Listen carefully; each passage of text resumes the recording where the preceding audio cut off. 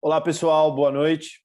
É um prazer estar aqui com vocês de novo em mais uma MF On Tour. Em primeiro lugar, antes de tudo, queria agradecer novamente o time aí da Mercafácil, o Jorge, o Bruno. Obrigado pelo convite. É um prazer estar aqui com vocês e poder compartilhar um pouco de conhecimento para o setor que a gente trabalha tanto aí para fazer cada dia melhor. Vamos falar hoje sobre precificação inteligente no varejo. Espero poder compartilhar um pouco do que a gente aprendeu aí nos últimos anos, construindo uma jornada muito legal com a Infoprice, empresa a qual eu sou CEO e fundador, e pretendo ficar por mais um tempo aí ainda ajudando o varejo cada vez mais. Vou compartilhar uma apresentação com vocês, peço um segundinho e já volto para a gente conversar. Um segundo, pessoal.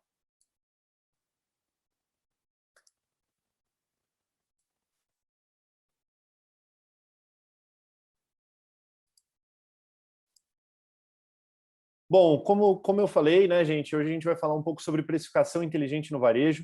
E antes da gente começar a falar de precificação efetivamente, eu acho que tem um passo anterior que precede muito importante para a gente poder ficar todo mundo na mesma página, né? Uma contextualização histórica, inclusive, de como várias coisas conjunturais, estruturais, especialmente no momento que a gente passa hoje, impactam, e aí depois como que a gente pode trabalhar sobre elas. Então, já me apresentei para vocês, não vou falar novamente, mas direto ao ponto, vamos falar um pouco do que foi esse último período que a gente passou, o que é a pandemia no varejo brasileiro, né? Como que o varejo brasileiro foi impactado com a pandemia.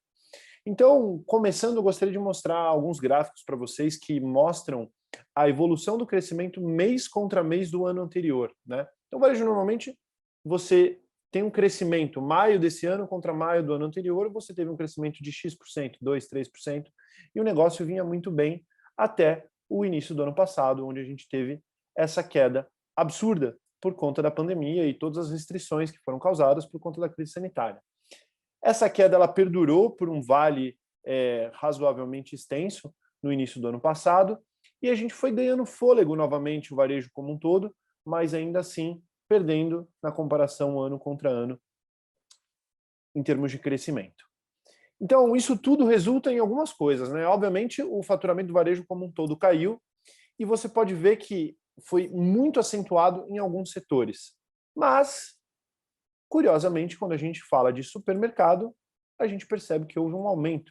O setor do supermercadista ele foi favorecido com a crise, por conta da sua essencialidade e por conta das mudanças de hábitos ocasionadas, né? Então, muita gente ficando mais em casa, o consumo de bares e restaurantes acabou sendo convertido para o consumo doméstico. Isso favoreceu com que o setor supermercadista crescesse em detrimento dos demais. Mas é aquela velha máxima, né, gente? Quando a gente fala de crise pesada, crise grande, é o tipo de coisa que acaba pegando todo mundo, né? Então, o varejo supermercadista pode ter sido o último a entrar nela, mas invariavelmente ele vai sofrer impactos também. Então, mais algumas notícias para a gente fazer um refresh do que houve, né? O varejo ele perdeu bastante e agora o varejo supermercadista começa a ser impactado também. Então, alguns exemplos. O comércio no Rio Grande do Sul vai ter que recolher prateleiras de produtos não essenciais. Isso circulou bastante nas redes sociais. Eu acho que todo mundo aqui talvez já tenha visto digitalmente ou presenciado fisicamente, talvez até a loja de alguns de vocês, onde eventualmente aquela parte de eletrodomésticos ou quaisquer outras coisas que são vendidas na loja que não são os alimentos, né? O governo fez com que tapumes fossem colocados ali porque não considera essencial, o que prejudica naturalmente o varejo. E, de uma forma geral, o crescimento ele está com projeções prejudicadas para esse ano por conta de mudanças econômicas. Mudanças econômicas não, né? Notícias de cancelamento, aí, por exemplo, do fim do auxílio emergencial, que foi um negócio que deu um gás no ano passado para tentar segurar o baque que todo mundo estava sofrendo. É um negócio que a gente não tem tanta certeza de como vai se comportar agora, e aí vai prejudicar o Brasil como um todo e certamente também o setor alimentar. E o que acontece com os preços, né, gente? O que acontece com o preço quando a gente está no momento de crise, seja a crise qual for? Vamos fazer uma recapitulação histórica aqui, né? O Brasil, infelizmente, ele é sempre assolado por diversas crises. A gente tem uma questão kármica aí que a gente não consegue ter grandes períodos de bonança. Então, o ser humano brasileiro começa a guardar essas coisas no HD, né? São cicatrizes que ficam. né? Isso marca a gente. Então, quem pôde viver aí o final dos anos 80, 90, período de hiperinflação, um negócio completamente bizarro, que quando você conta para pessoas que são estrangeiros, moram em outros países, ou são de outros países, estão morando aqui, é um negócio que é completamente surreal. A gente consegue ver nessa imagem plano após plano monetário, o quanto de inflação que girava. Então parece que cada vez que a gente tentava melhorar o problema, a gente criava um dragão ainda pior, até chegar no auge da hiperinflação. E é um negócio que aparentemente foi resolvido com um plano real, mas como vocês podem ver por aqui, é um negócio que não foi 100% resolvido, né? Continua afetando a vida do brasileiro e isso vai deixando sempre uma cicatriz a mais, né? O brasileiro ele começa a ficar ávido por preço porque ele sabe o quanto isso pode mexer no dia a dia dele. 2013, crise do tomate. Fato curioso aqui, a Infoprice ela nasceu por conta dessa crise. A gente teve uma discussão muito grande em cima dessa crise que aconteceu na época e foi o que ocasionou o surgimento da companhia. O tomate batia recordes em 2013 e está prestes a bater recordes novamente, né? Bateu recordes aí em 2019. Então, uma crise de commodity, no caso, não tem nada a ver com pandemia, mas os preços flutuam bastante. Greve dos caminhoneiros, problema na cadeia de suprimento, afeta preço diretamente, oferta e demanda, coisa básica, então você está com pouca oferta, a demanda continua a mesma coisa, obviamente os preços vão subir. Aquelas cenas clássicas, né, prateleiras vazias, que a gente viu tanto na greve dos caminhoneiros, quanto a gente viu no começo da pandemia, com aquela onda de medo, de pânico, com todas as pessoas ficando em casa, querendo se estocar, papel higiênico e tudo mais. E entrando um pouco mais no detalhe de crises, falando da nossa crise atual, preços na pandemia. E aqui eu queria mostrar para vocês alguns cenários de preços variando e não necessariamente subindo, tá? Algumas coisas curiosas que aconteceram. Então, na pandemia, a gente teve, num primeiro momento, uma subida de preços, mas aí eu acho que houve uma grande colaboração do setor como um todo, entendendo o que estava acontecendo na crise e repassando somente o necessário. Então, nem todos os preços subiram, inclusive alguns desceram. Álcool gel, supermercados em São Paulo, foi uma medida do governo, né? Mas o setor supermercadista abraçou essa medida para poder fazer com que esse item fosse vendido a preço de custo por conta da necessidade higiênica para combate à crise. Mas nem tudo desceu ou ficou igual, né? Muita coisa subiu e por razões diversas, como esse exemplo aqui dos leites. A produção foi afetada e, por consequência, o preço subiu bastante. Podemos citar vários outros. Isso aqui a gente vai resgatando de materiais, estudos que nós fizemos. Então, arroz e feijão na pandemia, isso pesou bastante no bolso do brasileiro, né? Alta do arroz, alta do feijão, queda na carne bovina no sul, alta do leite. E isso estava tão latente, tão latente, tão latente a ponto do governo federal pensar em intervir. Então, houve uma série de reuniões, uma cúpula entre governo e a Associação Brasileira de Supermercados para entender o que estava acontecendo. A mídia especulou muito se haveria ali alguma coisa meio que intervencionista do governo. A Infoprice, no momento, inclusive, ajudou a Associação Brasileira de Supermercados para poder dar um pouco de visibilidade do que estava de fato acontecendo com os preços. E, como a gente já citou, né, vários deles subiram. Então, resumo da ópera, né? Crise nunca é bom, crise mexe com preço, o brasileiro está cansado de ser afetado por conta disso. Isso faz com que ele coloque sempre a questão do preço como cerne na hora da decisão de compra. Então, é um fator muito relevante, é um fator que a gente tem que olhar, e a gente não pode olhar de uma forma isolada, a gente tem que também tentar entender as outras coisas que estão acontecendo no mercado que podem afetar o varejo como um todo, o supermercado como um todo, e vão depois se relacionar com precificação. Falando de 2021, a gente entende que algumas coisas vão acontecer, né? Algumas coisas serão tendências, e a gente quer compartilhar um pouquinho disso com vocês. Obviamente, a gente não vai falar de tudo que pode acontecer, existem N coisas acontecendo, a gente quer dar destaque para algumas. Então, a gente vai falar um pouco da desurbanização e foco na vizinhança, corte no auxílio emergencial, a questão da omnicanalidade e o crescimento do atacarejo. Por fim, urgências operacionais. Então, vamos falar primeiro do corte no auxílio emergencial. O que isso pode trazer de impacto para a gente, né? Então, o país não está com uma taxa de crescimento lá, essas coisas, desemprego continua subindo, auxílio emergencial, que era uma medida completamente paliativa, com data de validade, a gente não sabe até quando vai, se vai ter mais, se não vai ter, e as pequenas empresas ruindo. Isso, obviamente, é muito ruim no cenário macroeconômico, mas olhando para o negócio supermercadista, para o negócio do varejo, algumas oportunidades aparecem, a gente tem que saber identificá-las para a gente poder, de alguma forma, driblar tudo isso que está acontecendo na crise, né? Então, os consumidores eles vão buscar produtos mais baratos. Então, é super importante que você consiga prover um mix onde você tenha, numa determinada categoria, itens de entrada. Quem sabe em todas elas você tem itens de entrada para que você possa não perder esse seu cliente, né? E o consumidor também vai começar a olhar um pouco para propósito. Aí isso é meio que uma antítese, né? Porque não é só preço, mas ele olha também para coisas que vão, teoricamente, trazer mais qualidade, né?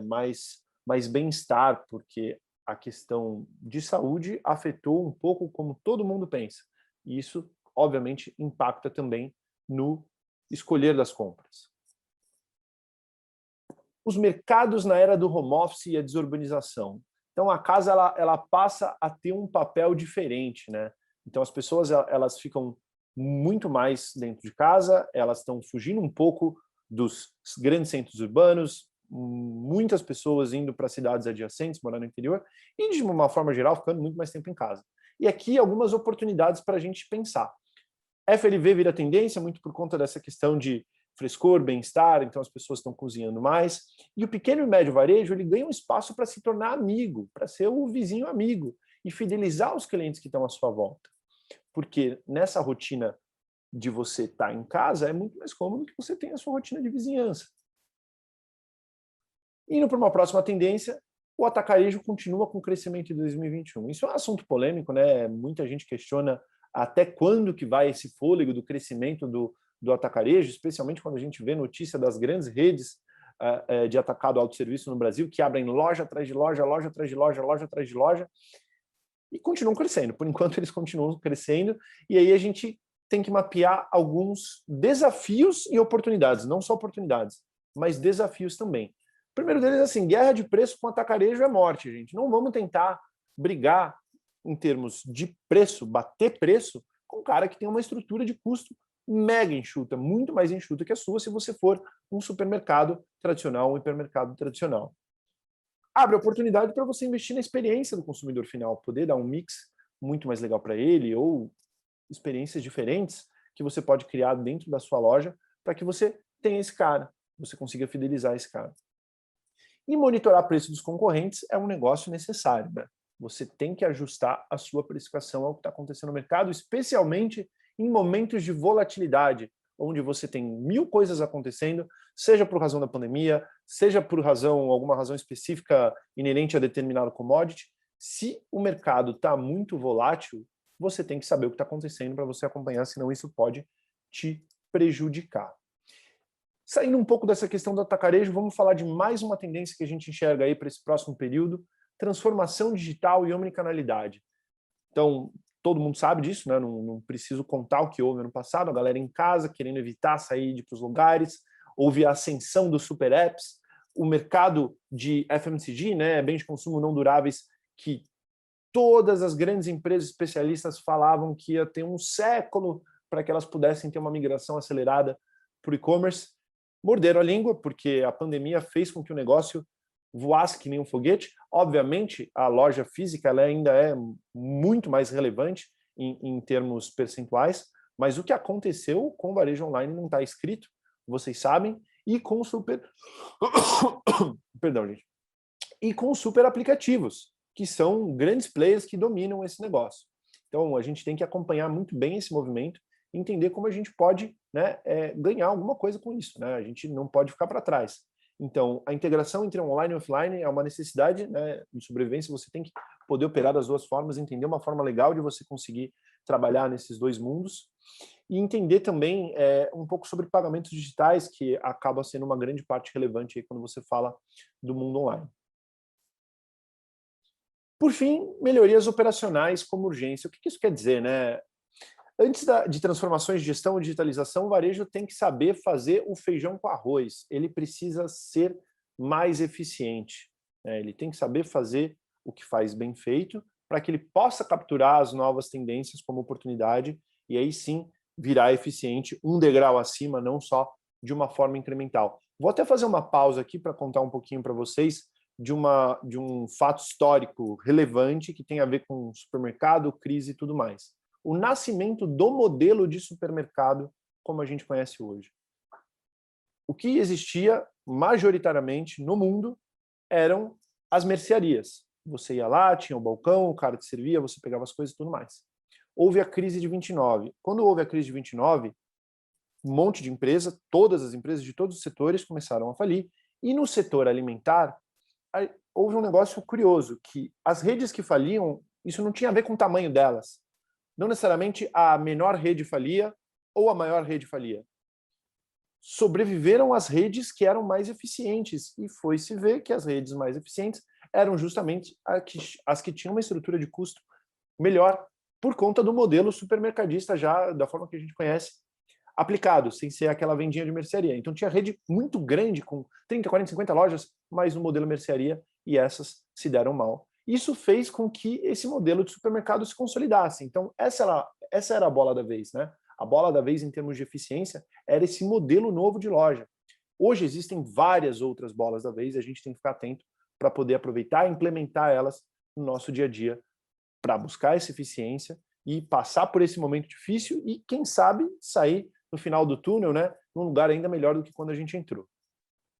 Bom, entrando justamente nesse aspecto, né, como sobreviver à crise, a McKinsey ela fez um estudo para mostrar quais são as ações que você consegue tomar olhando para o tempo de impacto dela e o quanto ela vai gerar de impacto na tua receita.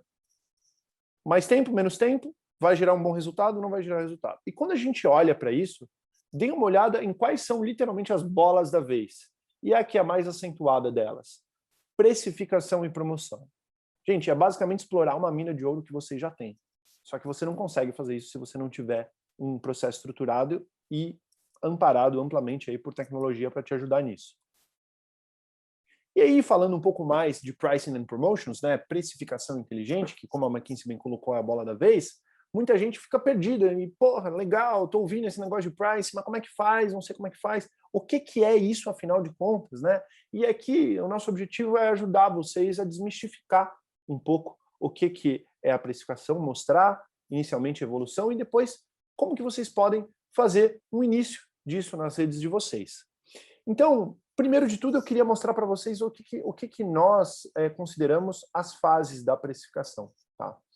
Bom, hoje, gente, só para ilustrar um pouco, a Infoprice está há 8 anos no mercado, a gente tem mais de 70 clientes recorrentes, a maioria deles supermercadistas, e a gente atende os maiores supermercados do Brasil e varejos também de todos os tamanhos. Então, isso aqui é um pouco do conhecimento adquirido de trabalhar com todo o setor no Brasil e com os principais players. O que a gente chama de estaca zero é o markup. Galera, é basicamente comprar e vender um pouco mais caro. Tem que ter lucro em cima dessa venda. Pode ser que você faça alguma promoção, alguma coisa que está para vencer, mas no geral, a regra básica de quem não faz nada de precificação mas você tem um comércio, você tem que vender mais caro do que você compra. Senão você está doando efetivamente dinheiro. Na sequência, vem o que a gente chama de Step 1, que é quando você passa a olhar de uma forma inteligente para a concorrência. E você começa a precificar baseado na concorrência, entendendo o movimento dos seus concorrentes diretos, primários, secundários. Logo depois vem o que a gente chama da fase de regras de negócio. Então você vai fazer uma precificação baseada em regras, levando em consideração aí os seus principais KPIs. Então você vai olhar para a margem, você vai olhar para a venda e você vai olhar para a competitividade, índice de competitividade em relação aos seus concorrentes, e você começa a automatizar esse processo através de software, mas com uma supervisão manual.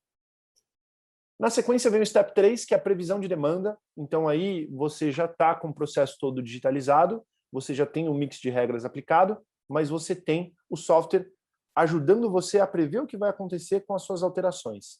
E você começa a gerenciar objetivos, precificar categorias,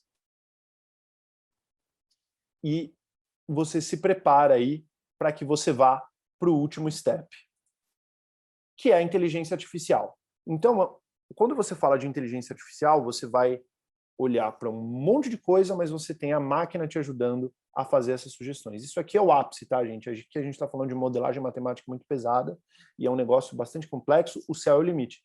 Não se assustem com isso tudo, porque se for olhar para o Brasil hoje, dá para contar nos dedos quem está na fase 1, quem está na fase 2. Quando a gente fala 3, eu conto numa mão, quando a gente fala 4, eu não conto direito. Né? Isso é um negócio que está muito evoluído nos Estados Unidos e a gente está fazendo esse caminho, essa jornada, alguns episódios para trás aqui no Brasil agora, mas a gente vai chegar lá também. Agora eu queria parar, gente, para fazer uma enquete com vocês. Então, o pessoal vai disponibilizar essa enquete aí para vocês e eu queria que vocês respondessem para nós qual é a fase de precificação do seu negócio, de acordo com esse quadrinho que a gente mostrou aqui. A gente vai dar 2 minutinhos aí para vocês responderem a enquete, e aí eu peço para o pessoal me avisar aqui se correu tudo bem, se não correu tudo bem. Enquanto o pessoal disponibiliza a enquete, vai ter um tempinho aí para fazer isso.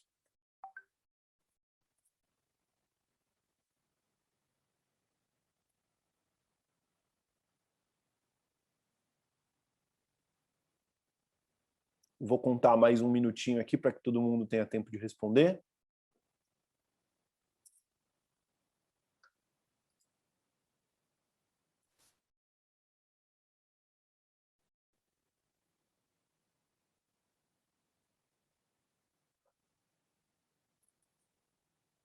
Esse minuto está passando devagar, mas não vou dar outro. Eu acho que foi tempo suficiente aí para que o pessoal pudesse responder. Peço para o time avisar aqui na mensagem se deu tudo certo, se está tudo ok, e aí a gente já toca o barco.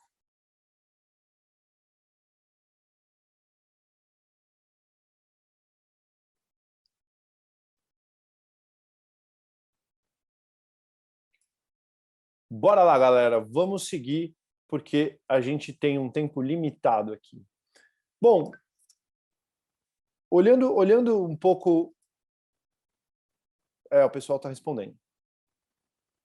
Está respondendo. Beleza, galera, a gente precisa dar... o pessoal ainda está votando, eu vou segurar então mais um minutinho aqui, a gente já teve algumas respostas, o time está avisando agora, eu vou segurar mais esse 1 minutinho e depois a gente toca o barco, tá? Porque não dá para segurar.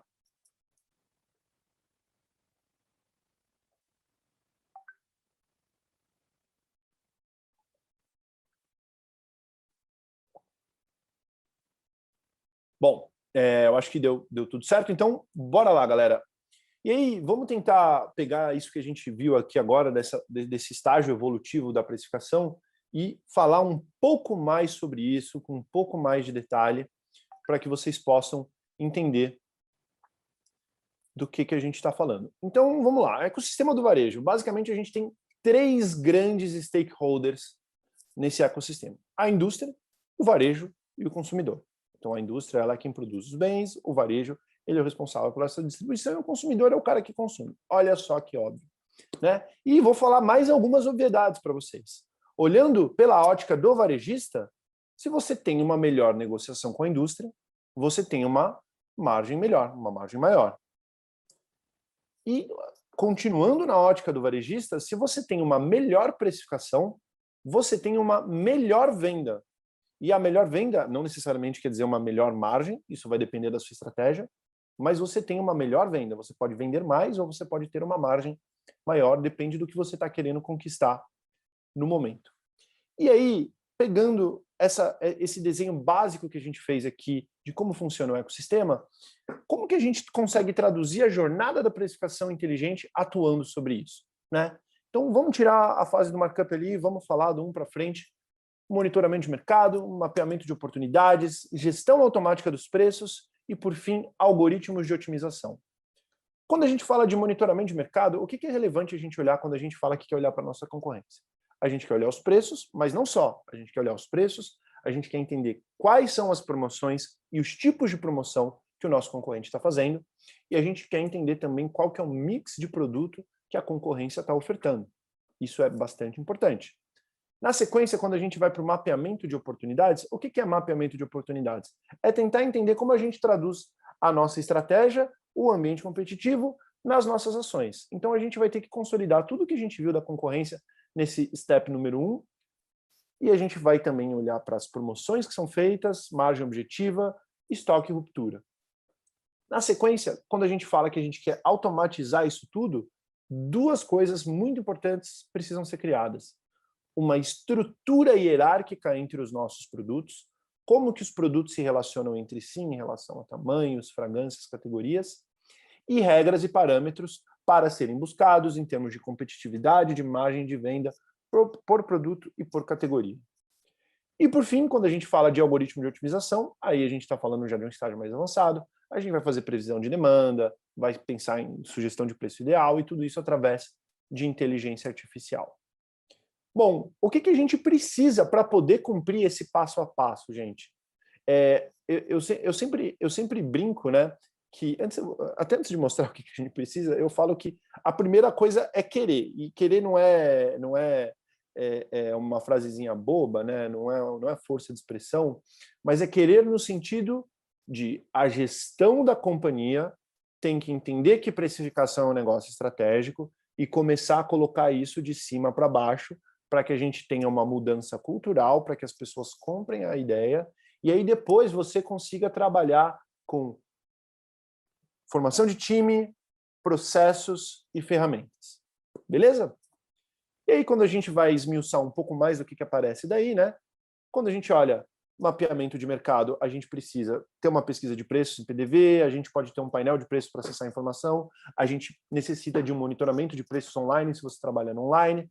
Quando a gente fala de entender oportunidade, traduzir estratégia, a gente precisa de alguma coisa para ajudar a gente com Analytics, algum BI, e a gente precisa muito das nossas informações de ERP. E, por fim, software de precificação automática, ferramentas de gestão de campanha e promoção e algoritmos de otimização. Ok? Tudo isso é mega relevante para que a gente possa conseguir passar através desses passos numa jornada evolutiva. Gente, nada disso é exatamente trivial, então não são coisas que a gente vai conseguir conquistar, tem um botão que aperta ali e pronto, tem tudo isso, né? É uma jornada, é um crescimento, é um passo depois do outro para que a gente possa evoluir naquela escala que a gente mostrou para vocês. E aí eu queria entrar um pouco mais nesse detalhe de como estruturar, começando justamente pelo time que eu falei, né? Então, normalmente quando a gente fala de pricing, pricing nasce com o fulano do pricing dentro do comercial. É sempre esse um fulano. Tem um analista lá que fica olhando para preço e tal. E isso é uma configuração não muito eficiente. A gente começa a ver eficiência a partir do momento que o varejista de fato entendeu e investe para valer e aí a gente tem um time dedicado de price. Os processos internos, principalmente os processos interárea, eles também passam por várias mudanças. Então, no estágio inicial, a gente tem um comercial que compra e vende, e não tem pricing. Depois a gente tem um comercial que compra, mas aí surge aquele primeiro fulano do pricing, e o pricing sugere, mas quem dá as cartas ainda é o comercial. A gente tem um terceiro estágio, onde o comercial compra, mas o pricing define o preço de forma autônoma. E, por fim, o comercial compra, o pricing, além de definir o preço, ele quem vai imputar a meta de margem para o time comercial passar a comprar melhor. Então rola uma grande inversão de papéis aí e valores, e isso é o que a gente vê acontecendo nos varejos mais evoluídos aqui do Brasil e lá de fora. E, por fim, tecnologia, né? Você precisa monitorar a concorrência, então você pode sair de um processo mais arcaico e para um processo automático, largar a mão do Excel, pelo amor de Deus, nada contra o Excel. O Excel salva a vida de muita gente, de todo mundo, para tantas coisas. Mas o negócio é complexo. Pensa que a tua loja vende 20 mil SKUs, cada concorrente vende 20 mil. É uma conta muito robusta que você precisa fazer. O Excel não é a ferramenta adequada. Você precisa de um software de price. Sair dos PPTs e para o BI, sair da etiqueta de papel e ir para a etiqueta eletrônica. Isso é o futuro do futuro, mas uma hora vai ficar acessível para a gente consegue trabalhar nisso também. E por que a gente vai se dar essa dor de cabeça? O porquê que vale a pena seguir nessa jornada? Vale a pena seguir nessa jornada, gente, porque tem muito dinheiro na mesa. Como eu falei, vocês têm uma mina de ouro que já é de vocês. Vocês são os donos da mina. Vocês só precisam aprender a explorá-la. Olha os resultados que são possíveis. Isso é de uma pesquisa que foi feita pela AMR Research, comparativamente entre empresas que fazem pricing e que não fazem. 1 a 3% de vendas, 1 a 12% em promoção. Olha quantos pontos de margem. É muita coisa que a gente está falando aqui. Então, assim, precificação, sem sombra de dúvida, é um negócio que pode ajudar vocês e vender mais e melhor quem não quer. E aí, no futuro, eu queria passar um videozinho rápido para vocês verem o que pode acontecer aqui.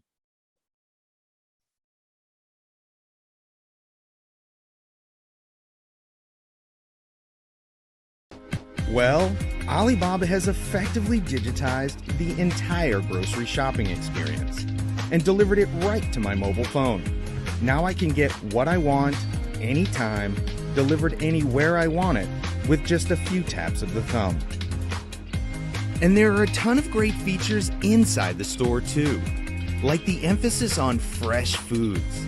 One of the reasons people like to go to Hema instead of ordering online is to choose their own fresh foods.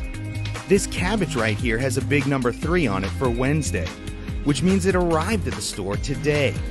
And the same goes for this milk right here too. When I get to Hema, I open the app and then off I go to fill my shopping cart. If I have any questions at all about a product, I just scan and see the full ingredient list, or I can see where it came from.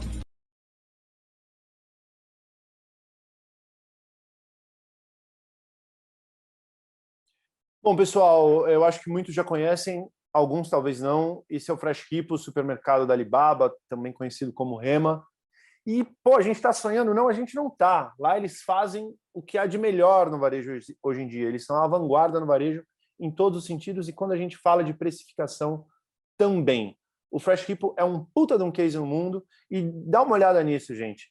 Eles têm faturamento 30% maior do que um supermercado tradicional perto deles, e lá eles fazem uma variação de preço, já mimetizando o dinamismo que a gente só vê no e-commerce hoje, com uma troca de até 3 vezes por dia. Muito mais lucro, muito menos perda. Isso aqui é para a gente finalizar e pensar onde a gente pode chegar, né? A gente acredita que a gente pode construir essa jornada toda no Brasil também. E para finalizar, a gente contar um pouco mais da Infoprice, né? Pô, a gente está há 8 anos, a gente processa 1 bilhão de preços, 1 bilhão de data points coletados anualmente, a gente monitora mais de 35 mil lojas, 300 mil produtos mais distintos, e a gente tem o melhor software de pricing do mercado nacional. Então, acesse o nosso stand virtual. Muito obrigado pelo tempo de vocês hoje. Espero ter compartilhado um pouquinho de conhecimento com vocês. Se quiserem aprofundar o papo, passem lá, vamos conversar. A gente está aqui para ajudar o varejo, vender mais e melhor, evoluir e crescer com base em tecnologias inovadoras. Falem conosco. Obrigado, gente.